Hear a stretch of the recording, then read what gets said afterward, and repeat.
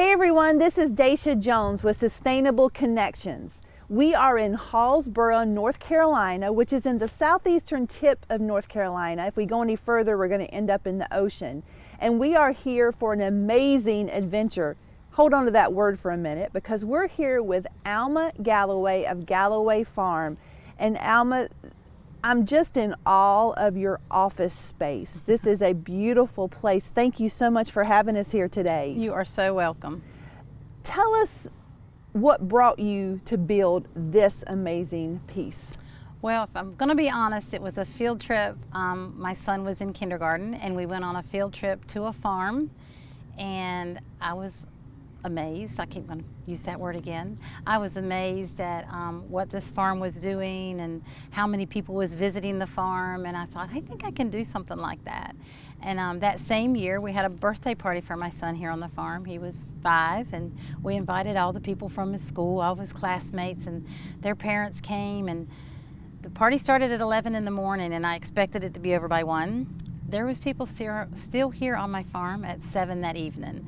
They loved it. They just sat out here and they just liked to see the cows. They liked the grass. I mean, a lot of these people were from city areas and they really just didn't get out to the farm much. And they began asking me, do you do birthday parties? And I thought, I think I could really do something like this. And so from that, I started nagging my 4th generation husband to let me do something on the farm, to bring people out and show them what we have and let them experience what we take for granted. And it took a few years, and he finally agreed to let me try something, and that's when it started. Well, I'm so glad that he let you. Here at Sustainable Connections, we talk about how we can use the land and the things around us to build and grow, but you've actually built some happiness here. In fact, you said that you planted this to grow some happiness and joy. Tell us a little bit about what you've done, like what you've grown here. Okay, so what we have growing here is a hybrid sorghum Sudan, and we've created a very intricate maze in 2 fields that are right beside each other. We started with just one, and as we went through the next year, I decided I needed a little more space because I had ideas to utilize this one a little differently than that one.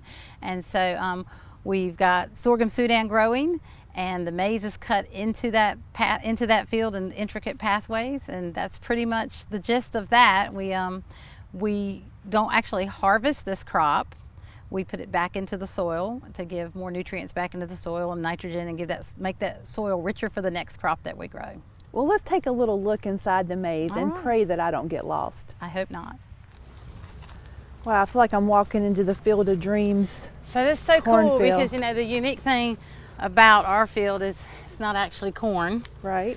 But it's really hard to market a sorghum Sudan maize because nobody knows what that is. And people come all the time and they say, well, how come all the corn, there's no corn husks and there's no ears of corn on the stalks? And then, I get to do that wonderful thing that I love to do and tell them it's not corn, this is an entirely different crop. It's sorghum Sudan, and then I get to tell them all the uses for this crop. And so what are the uses for this? So sorghum is actually, it's a kind of a hybrid plant, and sorghum Sudan is mainly used as a fodder for cattle. It can be baled for silage and feed. They use it in the production of biofuels. The grain tassel on the top, you can see the top of that plant, you'll see a little bit of a tassel. They haven't tasseled out yet, which is amazing to me because it's 12 and 14 feet tall most of the way through here. And it hasn't come to a head yet, which means it's not through growing. So it's going to probably get just a little bit taller maybe before that head pops out. You can see the head popping out on several of them. And if you look at, here's one here. So this actually looks more like, you've seen sorghum before? Yes. This looks more like a sorghum plant. Sorghum's kind of short. And then there's that actually looks just like the seed that we plant. So that's the seed that would be harvested. If we were to harvest this crop, that's what we would harvest it for. We do not actually harvest this field because by the time we're through with it, the frost has gotten it and it's lost all of its nutritional value. So there would be no use for us to feed it to our cattle because it has no nutritional value. We could, it just wouldn't have that weight gaining, nutritional value that we need to have there to pack onto our cow's weight. We actually just disc it up put it back into the soil here, and then we plant a cover crop of wheat for the winter, and we harvest that in the spring and start all over again. So very sustainable though is what Yes, you yeah. just back. So it grows this tall in a year? No, so it grows this tall in less than a year. We planted this the last week of June. So from June until now, it's gotten that tall. Oh my goodness. So it's amazing. And yeah, that's one of the great things I love, like your first thought is it got this tall in a year, and that's most people's thinking. Yeah. And so it's really cool to tell people it didn't take it that long, July, August, 3 months. Yeah, I mean, because I've planted tomatoes and Yeah, I mean, and it's things just- like that, and they're not going to grow this tall. So how long will this be up before you take it down and plant your cover crop? We generally get it completely down and out by the 1st of January, mid-January, to get ready to plant the wheat, or the wheat that we plant here. So I have this fear of Yeah. being lost in a maze. I'm pretty sure it happened when I was younger and I was lost.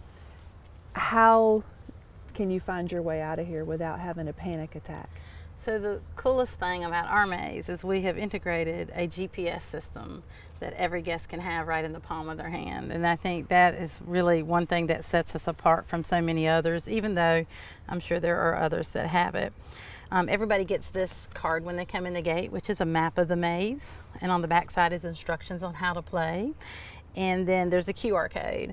And that QR code is so easy to use. A lot of people cringe at technology too, especially grandparents that are out here with their grandkids. Like, well, I don't know how to do that. Well, you just point your camera at it, and then a web page comes up. So it's just, you don't have to have a QR code scanner. A lot of people don't realize that function is built into their phone. So immediately this comes up on their phone. So you're Maze Craze 2021, and it's asking for a 5-digit code. And as you can see, we've stopped here at the first sign.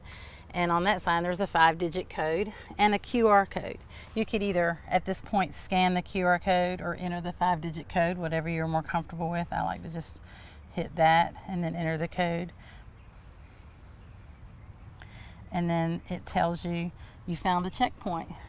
Now, you've been out here a while and you're worried like you and you don't know where you're at and you're ready to get out. You hit this button right there, which is the GPS. You grant it permission to access your phone's GPS. You're going to pick a character to represent you. I like the crosshairs because it's a little easier. So it shows you exactly where you're at in the field. Nice. And then that actually will follow you. So let's just say, okay, I want to keep that so I know. And then you can just walk with it and it's going to move with you as you go along. A lot of people have a hard time navigating with the map. And I have a little trick that I tell people all the time. I say, well, if you'll just look at this map and remember, this is north and this is south, this is west and east. And I tell them outside the maze, this field is running north and south this way, like this right here. 74, 76 is right up here, east and west. So if you just keep this map always facing this way, you can always, turn the map with you when you turn a corner. So you'll always be walking the right line. So it's a little tricky, it is, without that GPS.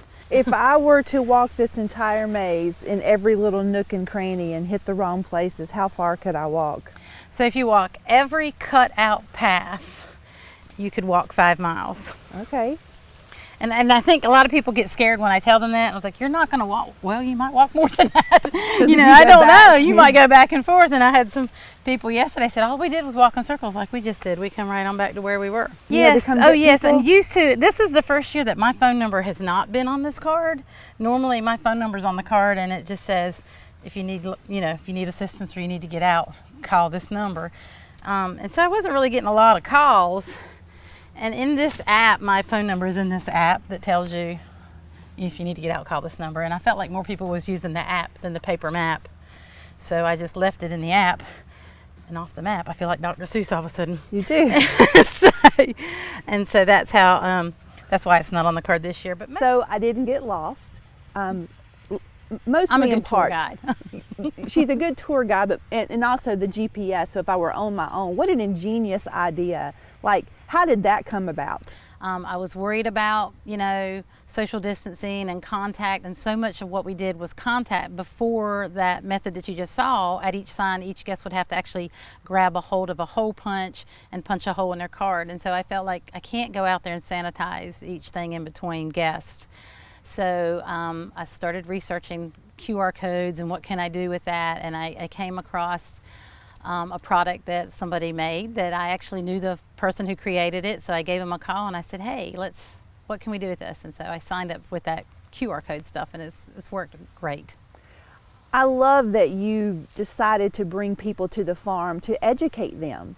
And your background was not in agriculture, like I think it was business. Yes, I read. That's right. But you've learned so much about this place. Can you tell us about any of the maybe invasive species that you have found here, and then what you've done to help solve that? Yeah, so I think I have had a revelation during all this that I should have been, an entomologist or something, because I've developed this love for bugs that I didn't know I had. Because we plant this plant right here, it attracts a certain aphid called a sugarcane aphid, which goes to sorghum Sudan plants or sugarcane. And a sugarcane aphid literally sucks the life out of the plant, all the sweetness and all the juice, and it'll kill an entire field in a matter of days. So within a week, my field could be destroyed because of aphids. I was lucky enough to be the first farm this far southeast to have a sugarcane aphid, to record the presence of a sugarcane aphid. So I called NC State and I said, I think I have a sugarcane aphid, and they came out and documented it. Yes, it's this far southeast, and it was kind of a big deal. Mm-hmm. And so to reduce having to spray so many harmful chemicals, I discovered that ladybugs are natural predators to the sugarcane aphid. Now, in order for me to know when the aphids are coming, I have to scout that entire field for the larva. And I've learned what the larva looks like, so I have to go out and look under plant leaves, and I start seeing evidence as, okay, they're gonna be here in just a few days. They're gonna hatch and they're gonna be here. And so I go out and I buy ladybugs. And ladybugs, one adult ladybug can eat 50 aphids a day, which doesn't sound like a whole lot, but a little tiny ladybug eating 50 aphids is a pretty big deal. And so I buy 1 gallon is 72,000 ladybugs. It Wow. takes 1 gallon per acre to effectively treat an infested field. So go ahead and figure it, there's 13 acres here and 2.5 acres over there. Wow. It's a lot of ladybugs. But since I've been bringing the ladybugs in, they've found a home here. And they keep coming back every year. They've reproduced and they're here. And then I planted sunflowers to the east side of the field, and the sunflowers attract more ladybugs. And so now I have the ladybugs coming, they're eating the aphids. I don't have to spray those harmful chemicals as often. And further than that, I discovered another bug called an assassin bug. And it was just amazing to me that there's all these good bugs, bad bugs, beneficial pests. And so I started buying beneficial pests and putting them out in the field. And I bought assassin larvae this year, and when I went out to put the assassin larvae out so it could hatch, I found out I already had assassin bugs out there, and I was like, oh my gosh, they're already here, So I was just really excited. Who knew that a bug would, make me so excited? And then I also found hoverflies. I was like, what's a hoverfly? I never heard of that. So I started taking pictures of every bug I found in my field because I didn't know what it was, and I just started researching. And it's been an exciting journey for me. And I love the point of telling people that, telling a guest that walks in and says, what were those things on the plant? And then I get to tell them all about it. So, and I actually created an event. That's what I want you to tell us about, because I can just imagine you walking around with little ladybugs and just dispersing them. It would take you a long time. It does. It takes quite a long time. So I created an event each year. This year was our 3rd year doing our annual Ladybug Release. And so people get to come in, they buy a ticket to come to the farm. Their ticket includes admission to the farm, and then they get a cup of ladybugs, which has about 50 to 75 ladybugs in it. And I teach them all about, there's a big learning aspect. We go through the whole process of what I just told you, and I teach the children. We make it a little more fun and exciting for the kids, And then they get to go out into the field. And by the time I have this, the maize is already planted, and it's normally about waist high. So the little ones get to go out and they can go through the pathways. And, this game's not there, but it's a different experience for the maize. And they can go anywhere in the pathway and turn their ladybugs loose. And what's really fun is they can watch the ladybug go up the leaf, and as soon as that ladybug ladybug hits that plant, it smells that bug and it goes right to it and just starts shoveling the bugs in its mouth. And the kids are amazed by it. The adults are equally amazed. And I have some adults that come without kids. They want to experience that. So well, and you're also teaching them how to sustain this farm. that's right. Like you're giving them the opportunity to be a helper for you. Yeah. What else is out here? I mean, like, this is enough. This is beautiful, and I love the whole idea about how you plant it in June and how it gets this tall, and then you plant a cover crop that we learned when we were in the maze. But what other opportunities are out here for education? Well, one really neat opportunity we have is our Fairytale Trail. And what I've done in our Fairytale Trail is I have fairy tale stories that are based on timeless classic fairy tales with an agricultural spin to them. So instead of Jack and the Beanstalk, we have Jack and the Cornstalk. Instead of the Three Silly Goats, we have the Three Silly Goats and Their Stuff, which is kind of a parody to the Billy Goat's Gruff. Yeah.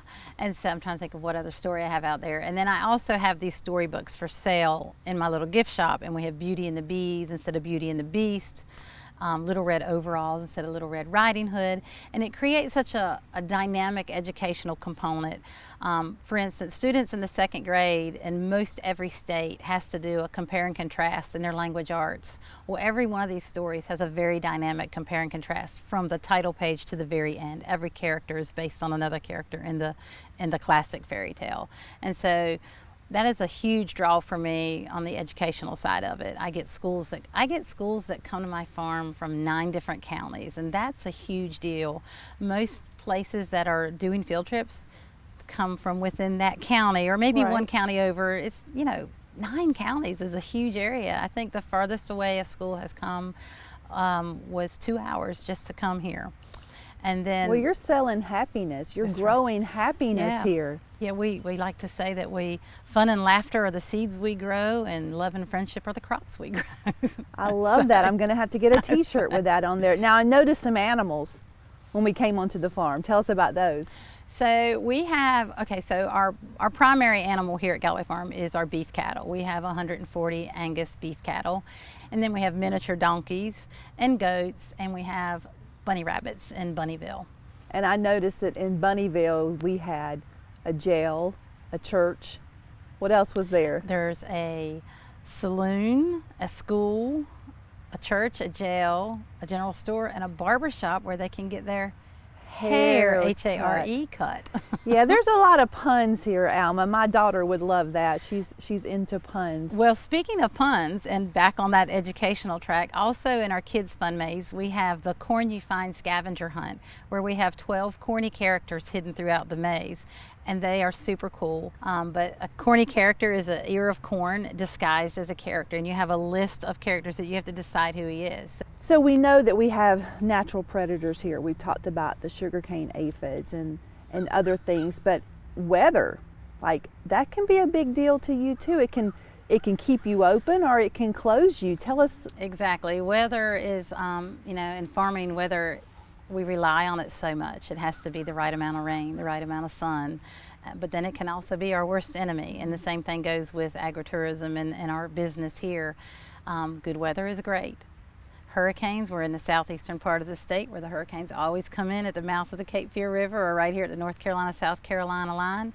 And it can knock us down. 30 and 45 mile an hour winds could lay this stuff flat. And so that's another reason why I have this planted instead of corn, like most mazes in the fall. This is a very resilient crop. It's very drought tolerant. So if we have a rough, harsh summer where we don't get any rain, most cornfields are going to shrivel up and die. This crop manages to thrive. And then, but too much rain can drown it, and too much rain can lay it down. So, I mean, there's a lot of aspects in weather that really, it just can destroy us or really help us. Well, planting this particular type of crop is very sustainable because, again, you put the nutrients back in the ground and you can replant it. And you've mentioned a word that we probably haven't talked a lot about in our Sustainable Connections, agritourism. What is that? So agritourism is where a family farm or a farm has diversified into opening their farm and welcoming the public to their farm for one reason or another. It could be a you pick operation, you pick strawberries, you pick berries, a winery, a wedding venue. It's just a way for that farm to supplement their farming income. We all know that farming today is really rough. It's really rough on the small farmers. Small family farms has a hard time competing with big corporations. And so what agritourism does is it kind of opens that door to give us an avenue to bring in that supplemental income. I like to say, to support my farming habit or our farm life. And the reason we do it is to simply keep farming in our family and to keep that for generations to come. So the Galloway Farm can keep going for years to come and keep having a farming income. So you talked about 4 generations. Who was the first Galloway? So that would have been Arthur Galloway, my husband's granddaddy. And he purchased his first tract of land in 1944. And it was probably a small farming operation, and they had tobacco and just, produce and such. And then my father-in-law would have been the 2nd generation, and my husband's the 3rd, and my son is the 4th, who just graduated from NC State and Department of the Agriculture Institute. So again, keeping it sustainable, Yeah. like making sure this is here for years to come. That's right, and we're always looking for, I tell my husband all the time, we need to use what we have. So many times a lot of people see things like this going on and they think they can go out and just take a piece of land and throw a barn up on it and plant some corn and start a corn maze, and that's really not agritourism. You need to be a bona fide farm to actually be an agritourism farm, not just, hey, we've got some land here, let's turn it into something. Well, and I noticed that even around the place, you've reused a lot of things that would normally be used for something else, Yes. like old tires and building benches and stuff around trees. Yes, and we like to use a lot of implements from the farm. We use old water pumps. We have duck races with old water pumps. I've got a lot of things in my head that I'm going to build out of old pieces of equipment on the farm, so there'll be more to come. Well, I guess you now understand why I told you this would be an amazing adventure. Not only these sorghum Sudan plants that we have walked through, and the storytelling, and all of the corny characters, and we talked about these sugarcane aphids and how ladybugs are saving the day, and also sunflowers are bringing in the ladybugs. There's just so much to experience here. It's not a one-stop shop. It's someplace where you come and are immersed into nature. As John Muir said, nature calls us and we must go. So Alma, thank you so much for bringing us to this amazing place. I'm going to use amazing a couple more times. I just feel like I have to. You have to. What is your goal? Like, if you could speak to people right now, why do you do this? So my goal is honestly to educate everyone about the necessity for farmers and farming, and where their food and fiber and so many of their everyday products that they use come from. That's a beautiful thing, and we need to do that. So students, thank you so much for joining us today for Sustainable Connections. I'm going to encourage you, after you watch this, get outside. Find places around you that speak to you, and let us know what you're doing outside to make those sustainable connections. This is Daisha Jones. We're out of here.